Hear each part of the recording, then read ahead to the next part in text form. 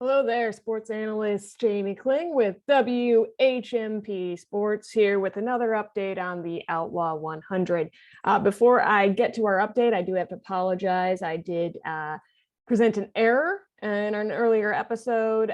When I was calculating Carmel's race pace, I did miss her 40-mile check-in, so I miscalculated her race pace. Carmel checked in at mile 73 at 26 hours, 56 minutes and 2 seconds, giving her an overall average race pace of about 22 minutes per mile for her 135 race. She continues to be in first place in that race. So on to the rest of our updates right now. Let's go to the numbers.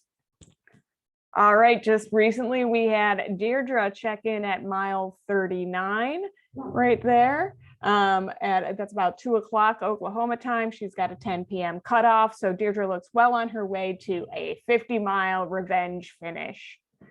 So over to some number crunching for Carmel's race. As I mentioned, I did mistakenly calculate her pace earlier, but now here are all her stops. You'll notice she checked in at mile 80 at 29 hours, 47 minutes and 19 seconds. And if that sounds like a familiar time, it is because it is very close to the time that Lee was checking in to the finish line of the 100, and they're in the same place. And this is why we get this lovely picture here of Carmel and Lee at the 100-mile finish line as Lee was finishing and Carmel was passing through for her 80-mile check-in. So with her 80-mile check-in at about 30 hours, that leaves Carmel with 18 hours to finish an additional 55 miles. For that, she will have to get a little better than a 20-minute pace. So we'll have to see negative splits out of Carmel for the rest of the day to get herself a finish of the 135 under cutoff. Now, I think this is the first year Outlaws running 135, so they might fine tune that cutoff, seeing as Carmel appears to be chasing the cutoff and still in first place.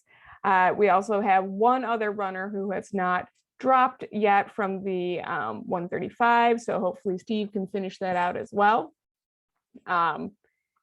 Let's see, and we got, let's see, there's Carmel's 80-mile check-in. Math for what her pace needs to be for the remainder, whereas what her pace has been. I think an important note here is you'll see a big difference here at her 73-mile check-in.